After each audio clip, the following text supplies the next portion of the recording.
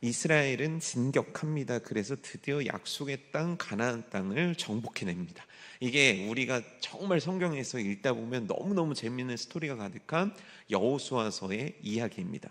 자, 그런데 이 전쟁을 정복했다, 이 전쟁을 그들이 승리했다, 이 표현보다는 성경에서 더 어울리는 표현은 뭐냐면 차지했다라는 표현입니다. 하나님은 너네들이 가서 전쟁을 해서 이겨, 그런 다음에 그것을 빼앗아라고 명령하신 적이 없으십니다. 왜냐하면 이 전쟁은 좀 독특한 전쟁이기 때문입니다. 그러니까 전쟁 말고 다른 단어를 사실 써야 되는데 우리가 이해하기 쉽게, 왜냐하면 남의 땅에 들어가서 뭔가를 빼앗고 뭔가를 가져온 것 같으니까 전쟁이라는 단어를 쓰지만 사실 전쟁이라는 단어는 그렇게 적합한 단어는 아닙니다. 그 이유가 세 가지인데, 첫 번째는 뭐냐면 하나님께서는 이미 이 땅을 지금 가나안 정복에 나선 자들에게 주신 땅이 아닙니다. 하나님은 이미 언제 주셨냐면 아브라함 때 주셨습니다. 그러니까 쉽게 얘기하면 뭐냐면 등기부 등본상의 모든 절차는 언제 끝나냐면 아브라함 때 끝난 땅입니다. 이해가 되십니까? 그러니까 이미 이 소유는 아브라함인데 지금 그 땅을 차지하기에 아브라함의 자손들의 숫자가 너무 작고 그리고 때가 아니기 때문에 이 사람들을 애굽으로 피신시키셔서 애굽이라는 인큐베이터 속에서 민족으로 키워내신 거죠.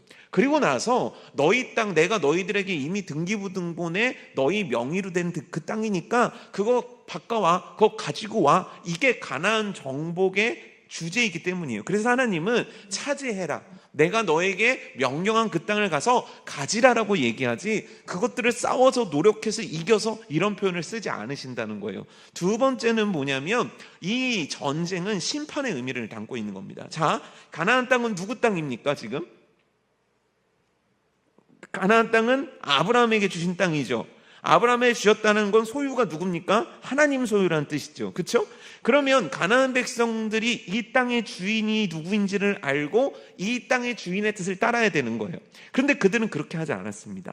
우상을 가지고 왔고요, 타락한 문화를 갖고 왔습니다. 그래서 그 땅을 오염시켰습니다. 그 땅의 백성들을 다 오염시켜버린 거예요. 그래서 그 땅의 사람들은 더 이상 하나님이 누구인지도 모르고 하나님을 찾지도 않습니다. 여러분, 우리는 그렇게 생각할 수 있어요. 아니, 가나안 땅 사람들은 어떻게 하나님을 모를 수도 있는 거 아닙니까? 이들이 하나님에 대해서 들어본 적 없는 거 아닙니까? 여러분, 그렇지 않습니다. 아브라함은 누굴 믿었습니까? 하나님을 믿었습니다. 그래서 그때 군대 장관들이 가서 뭐라고 얘기합니까? 당신의 하나님을 우린 인정합니다. 이삭 때도 그랬고 야곱 때도 계속 그랬습니다. 그들은 하나님을 알았으나 하나님이 이 땅에 소유 주시고 우리는 하나님이 잠시 이스라엘 백성들에게 주기 전에 이 땅을 맡기셨다라는 것을 인식하지 못한 거죠.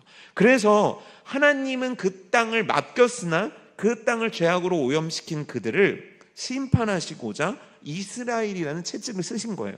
그러니까 정복이라는 단어, 전쟁이라는 단어가 어울리지 않는 겁니다. 세 번째는 뭐냐면 이 전쟁을 이끌어 가시는 분이 누굽니까?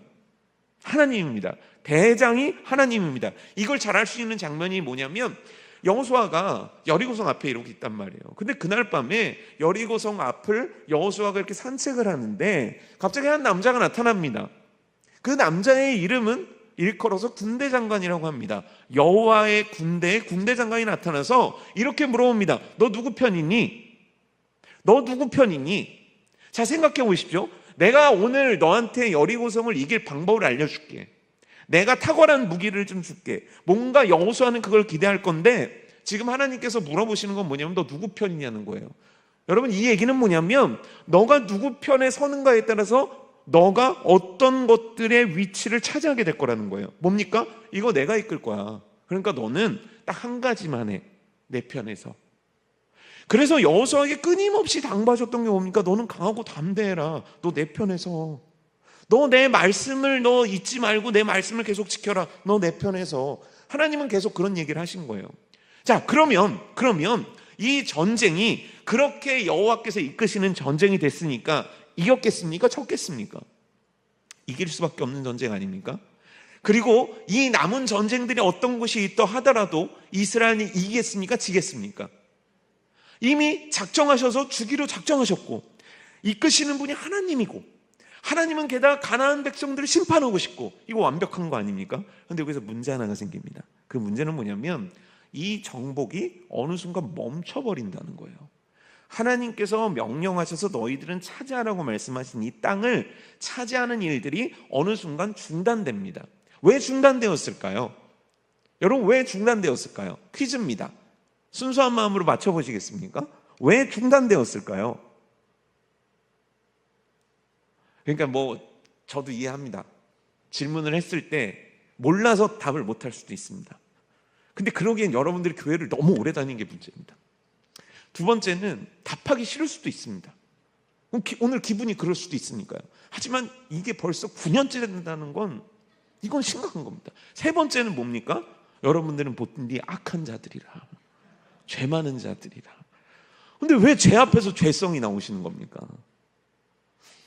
어떻게 됩니까? 왜 멈추는 겁니까?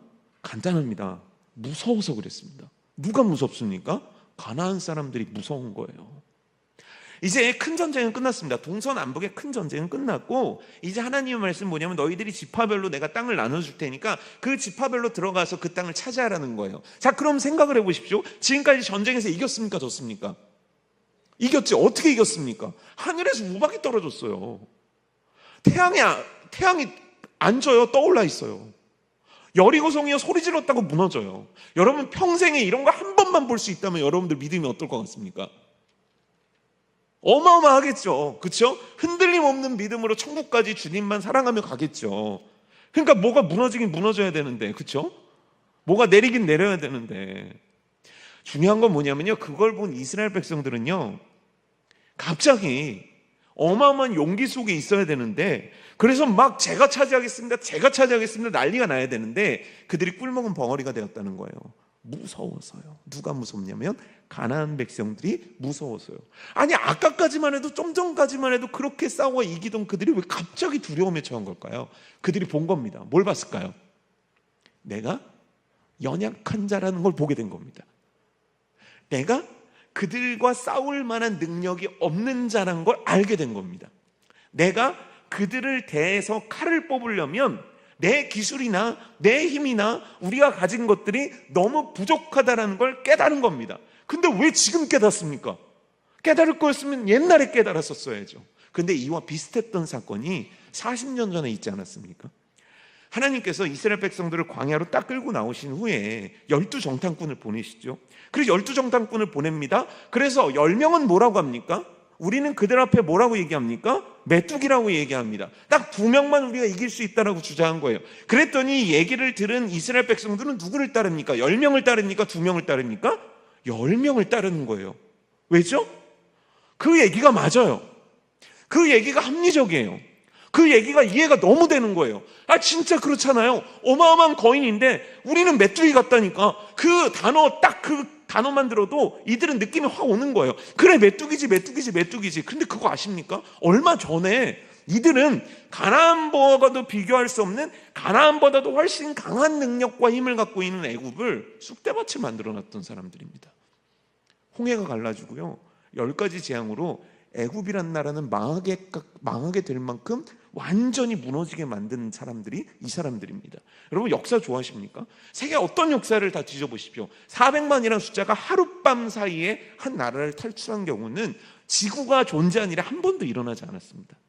이건 말도 안 되는 일입니다. 근데 그 말도 안 되는 일을 경험했습니다. 이들은 구름기둥을 경험합니다. 불기둥을 경험합니다. 하늘에서 만나가 내립니다. 막 땅에서 물이 솟구쳐 오릅니다. 이들이 지금 경험하고 있는 겁니다. 근데 왜 새삼스럽게 메뚜기라는 단어를 듣자 두렵냐는 거예요. 40년이 지났는데 지금 이스라엘은 똑같은 감정을 느끼고 있는 겁니다. 분명히 여리고성도 무너뜨렸는데, 분명히 우리가 셀 수도 없을 만큼 많은 가나안 백성들을 죽였는데 우리는 지금 할 수 없다는 거예요. 왜냐하면 나는 약하기 때문이라는 거예요. 왜냐하면 나는 그럴 능력이 없다는 거예요. 왜냐하면 나는 그걸 해내기에 너무 가난하다는 거예요. 왜냐하면 나는 그 능력이 없다는 거예요. 난 배운 게 너무 없다는 거예요. 나는 건강하지 않다는 거예요. 나는 뭐 그렇게 없는 게 많은지. 이럴 때면 그것들이 불쑥불쑥 튀어나와 내가 가고자 하는 길을 막는다는 거예요. 근데 여러분, 그거 아십니까? 그 옛날 한 남자가 한 거인 앞에서 외쳤던 그 얘기 아십니까? 너는 칼과 창을 의지하지만 나는 만군의 여호와 하나님, 그 이름을 의지한다. 여러분, 이 특권을 누가 갖고 있는지 아십니까? 너는 칼과 창을 의지하고, 너는 지금의 기술을 의지하고, 너는 너의 소유를 의지하고, 너는 너의 건강을 의지하고, 너는 너의 외모를 의지하고, 너는 너의 학력을 의지하고, 너는 너의 배경을 의지할지 몰라도 나는 만군의 여호와 하나님을 의지한다. 여러분, 이 고백을 할 수 있는 특권을 가진 자가 누군지 아십니까? 저입니다.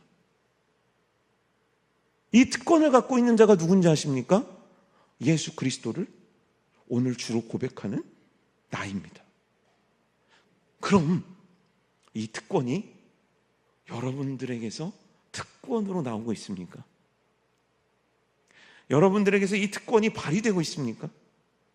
여러분들에게서 이게 진짜 나의 특권이야, 이건 나만 갖고 있는 능력이지, 이 세상 아무도 가질 수 없지, 난 예수 그리스도를 믿는 자지, 난 예수를 사랑하는 자지, 나는 그분의 능력을 끌어당기는 자지, 이 세상에서 나보다 위대한 자는 없지, 왜냐하면 하나님이 위대하시니까. 이 특권이 여러분들 인생 가운데 발휘되고 있냐는 겁니다.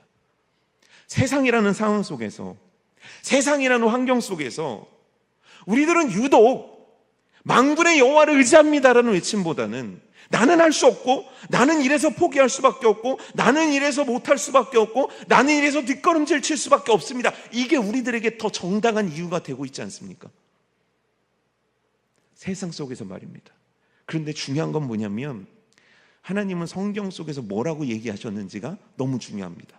정말 우리가 연약하고, 우리가 볼품이 없고, 우리가 쓸모가 없으니까 그래, 니들 얘기가 맞다, 그래, 이스라엘 니들 얘기가 맞다, 니는 정말 할 수 없다, 하나님도 똑같은 생각이시라면 우리는 그렇게 생각하고 살아도 됩니다. 근데 만약 하나님이 그게 아니라면 우리는 그렇게 생각해서는 안 됩니다. 왜냐하면 그렇게 생각하는 것 자체가 죄이기 때문입니다. 착각하지 마십시오. 그럴 수도 있다가 아닙니다. 그건 죄입니다. 왜냐하면 하나님의 명령에 반하는 생각과 방향을 내가 선택했기 때문입니다. 자, 그렇다면 하나님 말씀은 뭐라고 할까요? 많은 말씀들이 있지만 딱 이 말씀 하나만 여러분들에게 읽어드릴게요. 빌립보서 2장 13절 말씀인데요, 제가 읽어드리겠습니다. 너희 안에서 행하시는 이는 하나님이시니 자기의 기쁘신 뜻을 위하여 소원을 두고 행하게 하시나니. 이게 뭡니까? 하나님 그분께서 기뻐하시는 뜻을 너한테 주었다. 그걸 소원이라고 부른다. 그걸 비전이라고 부른다. 그걸 꿈이라고 부른다. 그걸 어떤 너만이 갖고 있는 하나님이 주신 소명이라고도 부를 수 있다. 자, 하나님은 너에게 그걸 줬다. 그런데 주체자가 누군지 아니? 하나님이다. 자, 말씀 다시 읽어드릴게요. 너희 안에서 행하시는 이는 하나님이시니 자기의 기쁘신 뜻을 위하여 소원을 두고 행하게 하시나니. 이게 무슨 뜻입니까? 너로 하여금 행할 수밖에 없도록 행하도록 하나님께서 만드신다는 거예요. 그 소원은 어디에 주신 겁니까? 가만히 기도하는데 기도의 자리만 있는 겁니까? 내 마음속에만 소원을 주신 겁니까? 아닙니다. 이 소원은 여러분들이 살고 있는 삶에서 주신 겁니다. 여러분들이 살고 있는 이 바닥에 주신 겁니다. 여러분들이 다니는 직장에 주신 겁니다. 여러분들의 시간에 주신 겁니다. 여러분들의 미래에 주신 겁니다. 여러분들의 상황을 다 아신 하나님께서 주신 겁니다. 근데 중요한 건 말입니다, 이게 그렇게 믿어지지가 않는 거예요. 왜냐면 알겠는데 오늘 내 앞에 저들이 너무 강해 보이거든요. 알겠는데 내 앞에 현실은 너무 높거든요. 알겠는데 내 꿈이라고 하는 것들은 헛소리 같거든요. 근거가 없잖아요. 근거 좀 제가 갖고 와보세요. 근거가 있다면 주장해 볼 테니까 근거 좀 갖고 와보세요. 근거가 없거든요. 근데 아주 오래전 일이긴 하지만 기드온이라는 사람을 하나님께서 오늘 부르십니다. 그리고 미디안을 치시겠다는 계획을 말씀하십니다. 기드온은 신납니다. 그래서 백성들을 모읍니다. 그래서 몇 명이 모이냐면 32,000명이 모입니다. 근데 미디안 군대의 숫자를 성경은 기록하지 않습니다. 숫자에 굉장히 민감한 게 성경이거든요. 근데 숫자를 기록하지 않고 표현 하나를 쓰는데 그 표현이 뭐냐면 너무 많아서 모래알같이 많다는 거예요. 그러니까 셀 수 없이 많다는 거예요. 그럼 그 셀 수 없는 사람 앞에 32,000명은 많은 겁니까? 적은 겁니까? 적은 거죠. 그렇죠? 근데 하나님께서 뭐라고 말씀하십니까? 너무 많다. 돌려보내라는 거예요. 그래서 다 돌아갑니다. 그래서 여러분들이 잘 알듯 몇 명 남습니까? 300명 남습니다. 결국 300명을 본 기드온의 마음이 어떻겠습니까? 얼마나 좌절감이 들고 이거 진짜 어떡하라는 건가? 우리가 무슨 짓을 한들 저들을 물리치겠는가? 그런데 여러분 결과를 아시지 않습니까? 기드온과 300용사는 미디안에 셀 수 없는 숫자들을 물리칩니까? 물리치지 못합니까? 하나님에게 조건은, 숫자는, 배경은, 상황은 아무 의미가 없다는 겁니다. 성경을 볼 땐 맞아요. 그런데 이걸 그대로 끄집어서 내 삶에 펼쳐놓으면 우리들의 얼굴은 근심지게 되는 겁니다. 뭔가 이렇게 으쌰으쌰하는 설교를 들으면 여러분들의 얼굴에 광대뼈도 막 올라갑니다. 신나지는 거죠. 그렇죠? 다 안 된다고 하는데 앞에 있는 괴상한 목사나가 된다 하니까 그렇게 되겠구나 이렇게 생각할 수 있다는 거예요. 근데 저 문을 열고 나가면 어떻게 됩니까? 뜨거운 바람 한 번만 불어도 내 표정은 다시 녹아내리는 거예요. 왜 그러는 겁니까? 성경에서 그렇게 끊임없이 얘기하지만 우리들의 믿음이나 우리들의 신앙은 왜 자꾸 연약해지고 자꾸 메뚜기 포지션으로 가고 자꾸 그들을 위험하게만 보고 자꾸 내 현실은 안 된다는 생각과 판단만 하게 될까요? 지금 이런 상황이었거든요. 누가요? 이스라엘 백성들이요. 여호수아만 속이 터지는 겁니다. 왜냐면 아무도 안 나가려고 하니까요. 그런데 그때 괴물 같은 한 남자가 등장합니다. 모두가 두려워할 때 딱 한 명 두려워하지 않은 남자 한 명이 등장합니다. 잘 생각해 보십시오. 한 명이 등장했구나. 근데 확률을 좀 보십시오. 60만 남자만 60만 대군 중에 딱 한 명 등장합니다. 400만 사람 중에서 딱 한 명 등장합니다. 그는 누구일까요? 바로 갈렙입니다. 갈렙이 등장하는 거예요. 자, 갈렙은 누구입니까? 우리 다 알고 있죠. 이 산지를 내게 주소서, 그날에 주께서 말씀하신 이제 내가 주님의 이름으로 그 땅을 취하리니, 이 간증, 이 고백을 했던 게 바로 갈렙입니다. 근데 갈렙은요 아주 태어날 때부터 고질적인 문제 하나가 있었는데 그 문제가 뭐냐면요, 피가 안 좋아요. 출신이 안 좋습니다. 갈렙의 조상이 누군지 아십니까? 에서입니다. 하나님께서 성경 속에서 말씀하시기를 야곱은 내가 취하였지만 에서는 어떻게 했다고 그랬습니까? 버렸다라고 합니다. 그러니까 뭐냐면 버림받은 자들의 후예입니다. 갈렙이요. 근데 문제는 뭐냐면 지금은 신분이 그렇게 무슨 문제겠습니까? 핏줄이 무슨 그렇게 문제겠습니까? 그렇지만 여러분들 조선시대 사극을 보고 그 전 사극만 봐도 그 사람이 어느 집에 어느 자손이고 몇 대 손인가가 너무 중요했던 게 성경의 역사이고 우리들이 살아왔던 과거의 역사들 아닙니까? 그러니까 뭐냐면 에돔의 후예로, 에서의 후예로 이스라엘 자손이 되어서 그들 중에 중심에 선다는 건 이건 보통 일이 아니라는 거예요. 왜 갑자기 에돔 사람이, 에서의 자손이 지금 이스라엘 민족 가운데 섞여 있는지는 모르겠습니다. 성경이 그건 기록해 놓고 있잖아요. 근데 추측을 해보는데 7년 흉년의 여파였던 것 같아요. 야곱도 극심한 흉년 때문에 자기들의 가족을 데리고 다 애굽으로 가지 않습니까? 그러니까 아마도 그 주변에 있었던 에서와 에서의 자손들도 어쩌면 야곱이 움직였다는 소식을 듣고 그들도 애굽으로 갔을 확률이 있었는지도 모르겠습니다. 그리고 이제 막상 종이 되어서 살다 보니까 고센 땅이라는 곳에 그냥 몰려 살게 된 거죠. 근데 중요한 건 뭐냐면 이 12지파의 대표 중에 한 명이 누가 됐냐면 갈렙이라는 에서의 후예가 됐다는 겁니다. 그 당시에는 하도 믿음 좋은 사람이 없기 때문에 그냥 아무나 된 걸까요? 그렇지 않습니다. 여기에는 놀라운 비밀 하나가 숨겨져 있는데 하나님은 누구를 쓰시고 하나님은 누구를 택하시며 하나님은 누구를 통해 일하시느냐는 겁니다. 누구일까요? 좋은 대학 나온 사람 어떻습니까? 좋은 대학 나온 사람, 뭔가 하나님이 쓰시기에 좋은 사람 아니겠습니까? 말귀도 잘 알아들을 거고. 부유한 사람은 어떻습니까? 너무 필요하지 않습니까?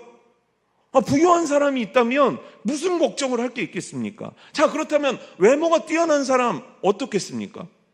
제가 참 들었던 얘기 중에 코로나 시절에 참 마음에 와닿던 얘기인데 어떤 교회가 엄청나게 부흥을 한다는 소식을 들어가지고 그 교회 부흥의 비결을 제가 물어봤습니다. 왜 그 교회는 부흥하는 겁니까? 이유가 뭔지 아십니까? 전도사님이 잘생겼대요. 전도사님. 그래서 제가 진짜인가 들어가 봤거든요. 진짜 잘생겼더라고요. 그래서 여중 여고생들이 어마어마하게 몰려든다는 거예요. 제가 청년들한테 좀 미안한 마음이 있었습니다. 뭔가 그런 조건이 있는 사람들이 하나님이 쓰실 만한 사람들 아닙니까? 아니라고 하죠. 여기 있는 분들 다 아니라고 할 겁니다. 아닙니다. 그런데 여러분들 속에 중심으로 들어가 보십시오. 그런 사람이기를 원하고 그런 사람이 쓰임 받는다라는 믿음이 우리들에게 굉장히 강합니다. 근데 여러분 믿으십시오. 성경은 그가 에서의 후예인지 에돔의 후예인지 그의 조상이 어떤 악을 저질렀는지 어떤 기회를 버렸는지에 대해서 조금도 중요하게 생각하지 않습니다. 성경에서 보는 인물의 평가 기준은 딱 하나입니다. 너가 나를 믿냐? 이겁니다.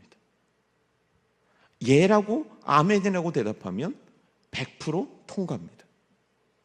그 어떤 조건도 하나님 앞에서 믿음이라는 기준을 넘어설 수는 없습니다. 그 대표적인 인물이 예수님을 만났던 가늠하다가 현장에서 잡힌 여인입니다. 가늠하다가 현장에 잡힌 여인을 유대인들이 끌고 예수님께로 데리고 옵니다. 그리고 물어보죠. 이 여자를 어떻게 할까요? 돌로 쳐 죽일까요? 아니면 용서를 해줄까요? 이들의 질문의 의도는 이와 같았습니다. 만약 그를 돌로 쳐 죽이라 하면 예수님을 그동안 지지했던 사람이 떠날 거고, 만약 이 여자를 살려주라 한다면 예수님은 율법을 어긴 자가 되기 때문에 양쪽에서 곤란함을 얼마든지 가질 수 있다는 거예요. 그때 예수님의 명답이 나오지 않습니까? 죄 없는 자가 먼저 돌로 치라. 사람들이요 그 말의 양심의 가책을 받고 다 돌을 내려놓고 각자 돌아갑니다. 그리고 고요해집니다. 그 자리에는요 그 광장 한가운데는 딱 2명만 남아 있습니다. 한 명은 그 여인이고요, 한 명은 예수님입니다. 예수님께서 이렇게 얘기하십니다. 가서 다시는 죄를 범하지 말거라. 이 얘기가 뭡니까? 너가 어떤 과거를 살았든, 너가 어떤 후회를 살았던, 너가 어떠한 고통 가운데 살았던, 그건 내게 중요한 게 아니다. 지금 네가 누구 앞에 서 있는가? 지금 네가 누구 앞에 있는가? 지금 네가 누구 앞에서 새로운 인생을 시작하는가? 그것이 중요한 거다. 그게 뭡니까? 난 주님 앞에서 시작하겠습니다. 난 주님을 믿겠습니다. 난 당신의 말씀대로 따라가겠습니다. 난 당신이 원하는 대로 가겠습니다. 이걸 뭐라고 하는 겁니까? 이걸 믿음이라고 하는 겁니다. 그 믿음을 가진 자가 주님께 쓰임받을 수 있는 모든 조건을 가진 자고, 그 믿음을 갖지 못한 자가 주님 앞에 쓰임받을 수 있는 모든 것들을 갖고 있지 않은 자입니다. 근데 갈렙은요, 에서의 후예이고 에돔의 후예이고 지금 노예이고 상황이 좋지 않았지만 그는 믿었다는 거예요. 나의 하나님을 믿었다는 겁니다. 나의 하나님께서 우리 조상들에게 해주신 말씀을 믿었다는 겁니다. 나의 하나님께서 나를 구원하실 거라는 걸 믿었다는 겁니다. 나의 하나님께서 우리에게 가나안 땅을 주실 걸 그는 믿었다는 거예요. 그걸 어떻게 할 수 있습니까? 그 믿음을 증명해 보였던 사건이 12정탐꾼 사건입니다. 모두가 안 된다고 합니다. 우리가 메뚜기라고 합니다. 그런데 그때 가장 앞장서서 먼저 발언했던 사람은 여호수아가 아니라 갈렙이었습니다. 갈렙이 이와 같은 얘기를 남기는 거예요. 그가 기뻐하신다면 저 땅은 우리의 것이 될 겁니다. 그가 기뻐하신다면. 그게 그의 믿음이었던 거예요. 그런데 역사는 비극적인 선택의 결과로 빠져들게 됩니다. 무려 40년 동안이나 광야를 헤매게 되죠. 그리고 40년 동안 주로 나왔던 인물은 모세입니다. 그리고 그 모세가 사후 죽게 되면서 정복 싸움 내내 나왔던 사람의 이름은 여호수아입니다. 그 중간에 갈렙의 이름을 찾아보기는 어렵습니다.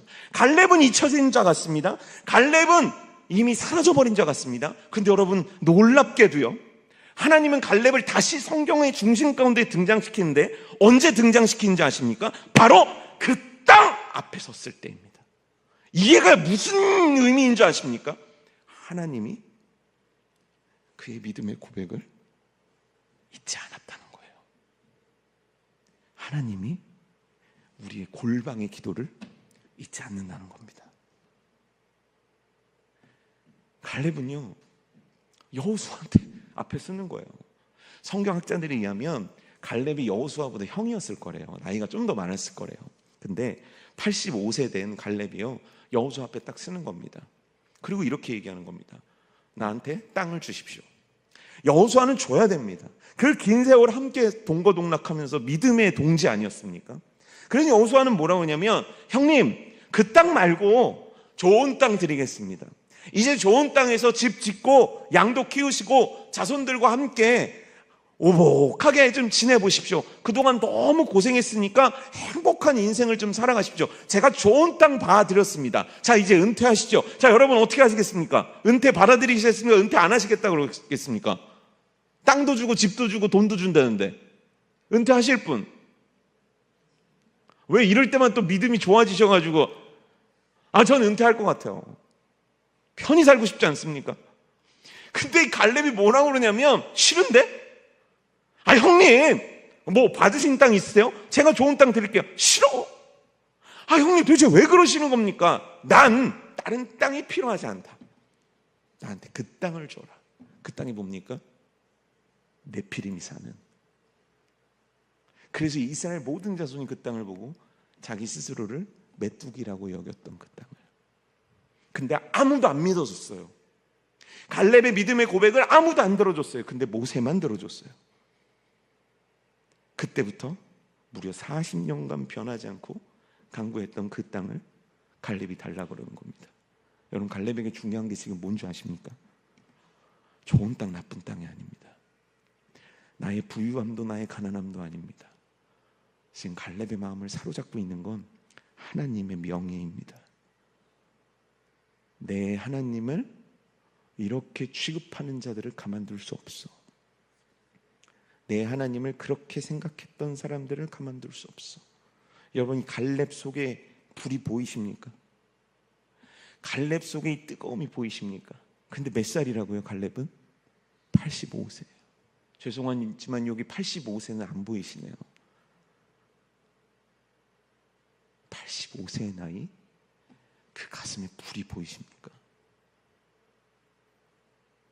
20살의 여러분들, 30대 여러분들, 40대 여러분들, 50대 여러분들, 60대 여러분들, 불이 보이십니까? 이제 다 꺼진 거 아닙니까?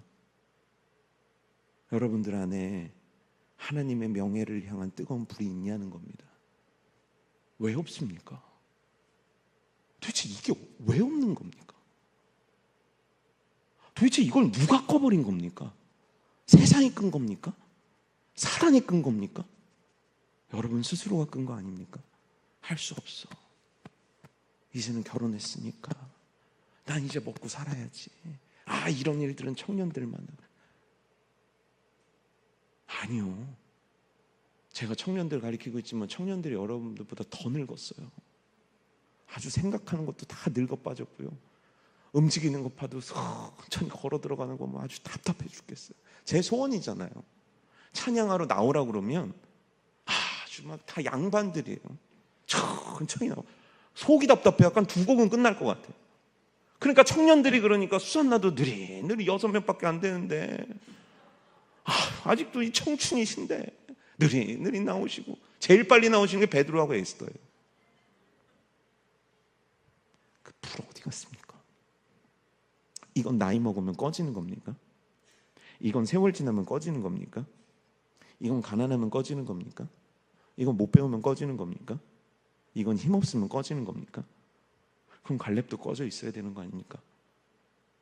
근데 갈렙은 마음속에 불이 타오르는 거예요. 하나님의 명예를 이루어드리고 싶다. 하나님을 무시하는 자들의 코를 납작하게 만들어주고 싶다. 하나님의 교회의 위대함을 보여주고 싶다. 주님께서 살아계심을 이 땅 가운데 보여주고 싶다. 예전에 이제 영민이라고, 최영민이라는 청년이 있는데 가기 전에 이제 저한테 기도 제목 같은 걸 이렇게 써서 보냈거든요. 이제 바뀌었을 수도 있습니다. 근데 그때 당시에 기도 제목이 뭐냐면 자기가 요셉 같은 사람이 되겠다는 거예요. 그래서 제가 얘기했습니다. 안 된다. 너 그럼 감옥 가야 된다. 그럼 너네 아빠 죽는다. 그러니까 안 된다. 요셉 같은 사람이 되고 싶대요. 그래서 하나님께서 자기를 미국으로 보내신다는 거죠. 그리고 걔가 그런 얘기를 하더라고요. 자기는 하나님을 믿는 사람이 얼마나 빛나는 존재인지를 세상에 보여주고 싶대요.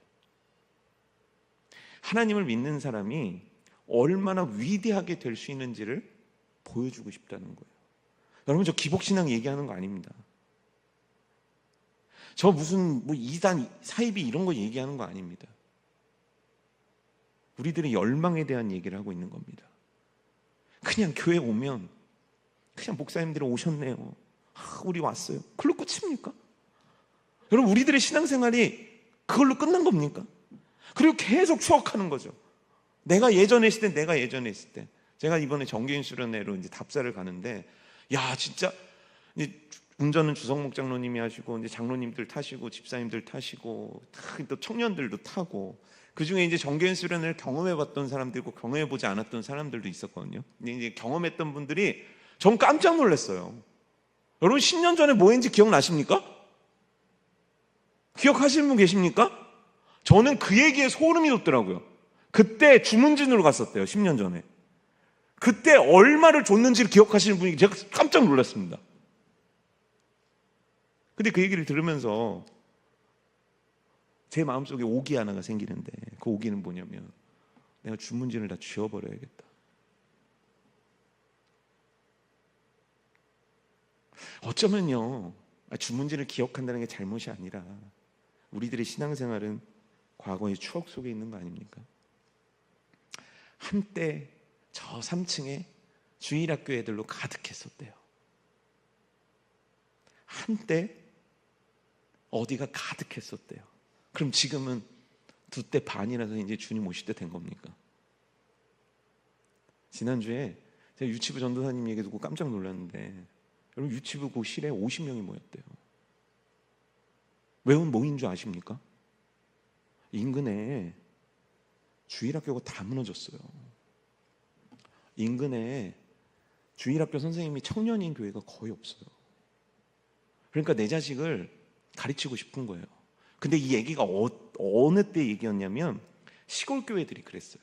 시골 교회가, 우리 교회는 주일학교 선생님이 없으니까 주일학교가 있는 교회로 차를 타고 가는 거예요.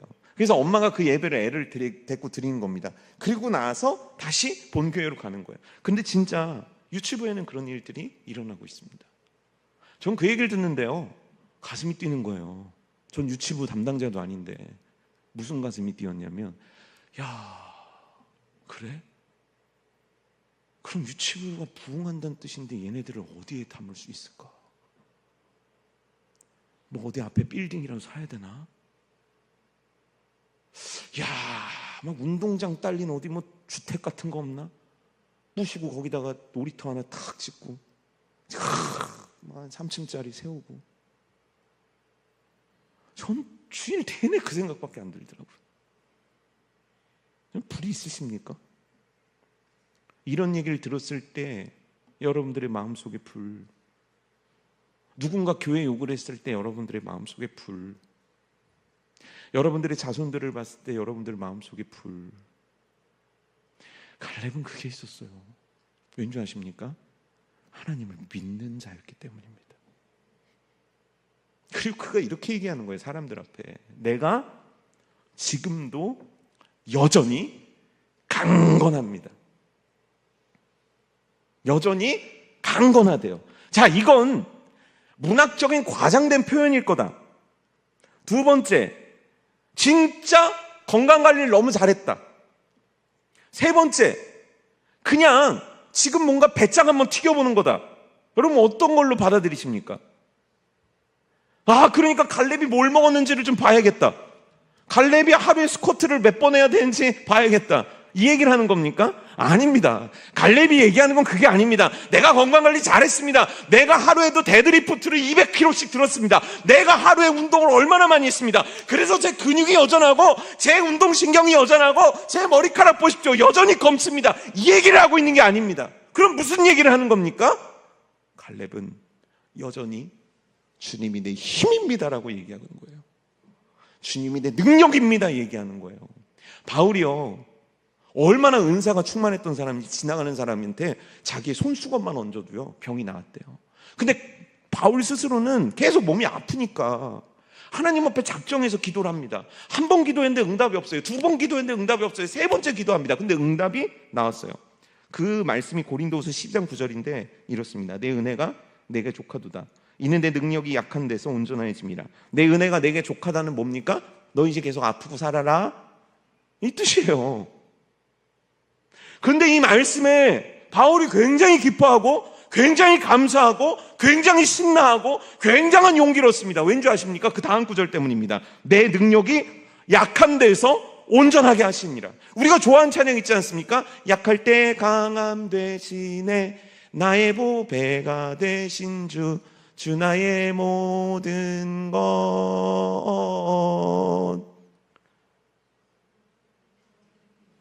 자,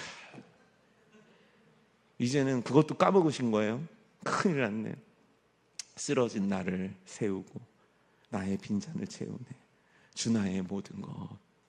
주님이 나한테 힘을 준다는 걸 바울이 깨달은 거예요. 내가 쥐어짜내는 힘이 아니라 그 힘을 주님이 주신다는 거예요. 지금 갈렙은 그 얘기를 하고 있는 거예요. 주님이 나의 능력 되십니다. 주님이 나의 힘이 되십니다. 주님이 나의 권능이 되십니다. 그런데 내가 못할 게 무엇이 있겠습니까? 내가 주저할 게 무엇이 있겠습니까? 세월이 무슨 이유입니까? 조건이 무슨 이유입니까? 주님이 나의 주님 되시는데, 주님이 나의 능력 되시는데, 주님이 나를 붙잡고 계신데, 그래서 어떻게 됩니까? 갈렙은 가요. 갈렙은 그 땅을 차지합니다. 단순한 겁니다. 믿었고 공급받았고 이겼습니다. 말도 안 되는 걸 하나님이 보여주셨는데 믿었고요. 그리고 나서 걸어갔더니 하나님께서 능력 주셨고요. 그래서 이루도록 하셨다는 거예요. 여러분, 지금 제가 드린 이 내용의 말씀들이 처음 들어보신 분 계십니까? 이미 여러분들의 데이터 속에 다 있는 말씀 아닙니까? 그런데 이게 그렇게 안 믿어지는 겁니다. 어디서 안 믿어지냐면 성경을 볼 때는 믿어집니다. 성경 말씀 들을 때는 믿어집니다. 왜냐면 이렇게 설교를 잘하는데 지금 설득이 안 될 리가 없잖아요. 그러니까 막 여러분들이 막 아까는 막 이러고 있다가 지금 조시는 분 한 두 분 빼놓고는 다 정신도 온전하시고 이러다 진짜 천국 가실 것 같아요. 근데 중요한 건 뭐냐면 이걸 내 손에 딱 놓고 저 세상 속으로 들어가는 순간 이게 안 믿어지는 거예요. 결국 이 문제로 다시 원점으로 돌아오는 겁니다. 저도 그래요. 여러분, 저도 그랬습니다.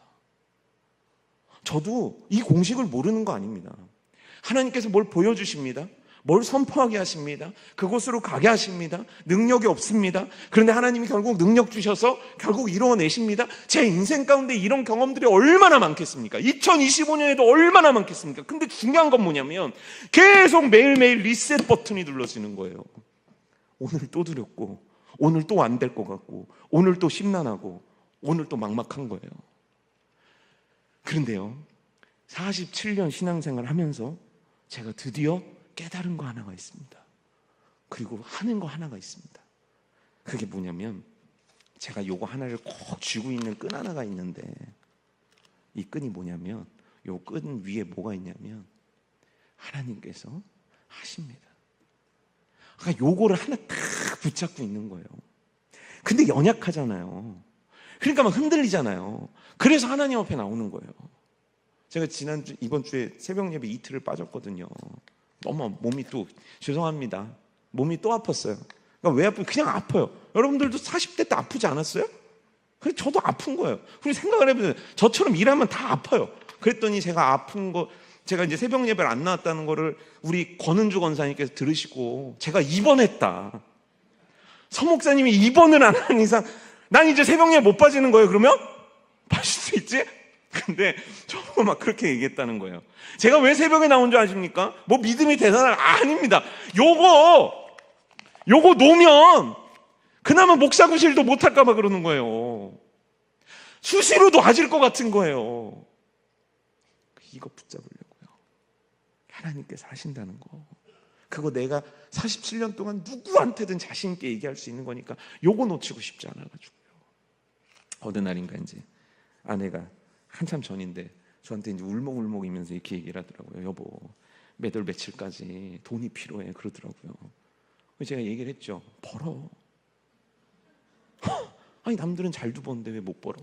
근데 또 여러분 그거 아시잖아요. 남자분들 그렇게 꼴보기 싫은 부인도 울면서 얘기하면 또 마음 약해지는 거. 그래서 제가 마음이 약해지는 거예요. 그래서 기도하자 그냥 그러고서 이제 하나님 앞에 기도를 하는데, 제가 그날 왜 그런 기도를 했는지 모르겠습니다. 하나님 앞에 기도를 하는데, 하나님 이번 달에도 또 돈이 없대요. 근데 돈이 없는 사람은 집에서 자고 있고 저만 나와서 이제 기도를 하고 있네요. 이렇게 기도를 하고 있다가, 근데 하나님, 제가 하나님을 안 믿는 건 아닌데 제가 워낙 의심 많은 도마 같은 자라, 제가 워낙 변덕이 심한 자라, 하나님 저한테 사인 하나만 보내주세요. 그 사인이 뭐였냐면 무슨 양털 이런 거 아닙니다. 제가 그 급이 안 돼가지고, 예전에는 양털 기도도 많이 했는데 우리나라는 양털하고 안 맞더라고요. 왜? 습도가 높아가지고 이게 젖었는지 안 젖었는지 구분이 안 되는 나라거든요. 그러니까 그런 기도 하지 마세요. 괜히 양털. 그럼 기도원 여러분 머리털로 기도하시든 양털은 이미 그 특허가 돼 있어요. 제가 뭘 기도했냐면, 하나님 제가 오늘 하루를 지날 텐데 저를 집에 빈손으로 보내지 말아주세요. 제 손에 뭔가 들 것이 있어서 보내주세요. 그 기도를 했습니다. 그리고 그 기도가 맞춰지고 나서 나가면서 기도를 잘못했다. 들 것이라고 하지 말고 봉투라고 그럴 거예요. 지금 뭐 그런 생각을 하면서 갔습니다. 근데 그날 아무 일이 없는 겁니다. 아무 일이 없나 보다. 그러면서 뭐 오늘은 기도 응답을 안 해주시나 보다. 그러고 나서 이제 집에 가는데 갑자기 저를 누가 막 부르는 겁니다. 목사님 부르는 겁니다. 그러더니 저한테 쇼핑백 하나를 이렇게 딱 주면서 이렇게 얘기하는 겁니다. 사모님 갖다 주세요. 이렇게 하는 겁니다. 보통 저 먹으라고 많이 주시거든요. 저 가지라고. 그러더니 갑자기 생뚱맞게 얼굴도 모르면서 사모님 갖다 드리세요 하는 거예요. 이게 뭐지? 그러다가 이게 가다가 집에 가다가 깨달았어요. 들것 됐지? 들것. 제가 얼마나 길에서 깔깔거리고 웃었는지 모릅니다. 놓치면 똑같아지니까 매일매일 몸부림치는 거예요. 전 갈렙도 그랬을 것 같아요. 보통 대한민국 전 세계 남자들의 성공 평균 나이가 55세래요. 그럼 또 이제 장로님들도 키 다 죽으실 거죠. 나는 55세가 지났구나. 근데 여러분 갈렙이 85세니까 아직 여러분들이 기회 있는 거 아니겠습니까? 그래서 제가 청년들한테 얘기했습니다. 야, 55세까지 그러면 내가 몇 년 남았냐? 한 8년 남았냐? 이 얘기를 하면서 갈렙 생각이 나더라고요. 갈렙은요, 그래 30년 남았나? 그래 이제 20년 남았구나. 그래 이제 10년 남았다. 사랑했던 부모님도 형제도 다 떠나보내면서 그는 그 세월을 세고 있는 거예요. 얼마나 힘들었겠습니까? 얼마나 수시로 좌절이 밀려들었겠습니까?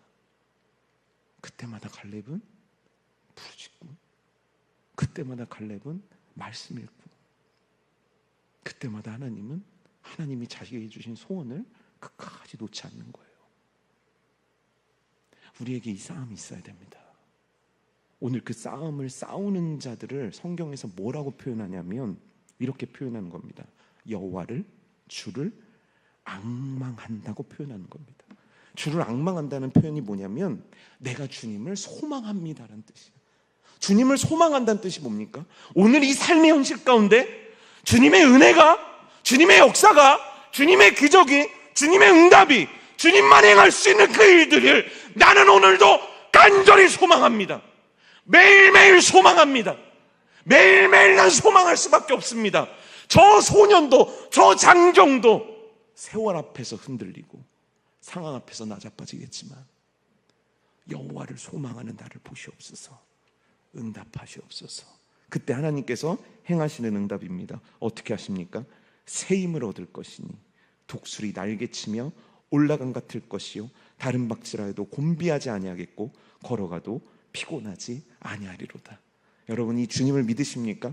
그렇다면 우리 주를 앙망함으로 이 씨름, 이 싸움에서 쉽게 물러나지 맙시다. 청년들이요, 쉽게 물러나지 맙시다. 아직 85세까지는 당신들에게 60년의 세월이 남아 있습니다. 아직 저에게도 저 80까지만 살라고 했지만 아직까지도 저에게 세월이 남아 있고 우리 모두에게 하나님이 그만이라 하실 때까지는 우리 안에 주신 소원을 이루어 드릴 수 있습니다. 이 씨름 이겨낼 수 있는 여호와를 소망하는 여러분 되시기를 주님의 이름으로 축복합니다.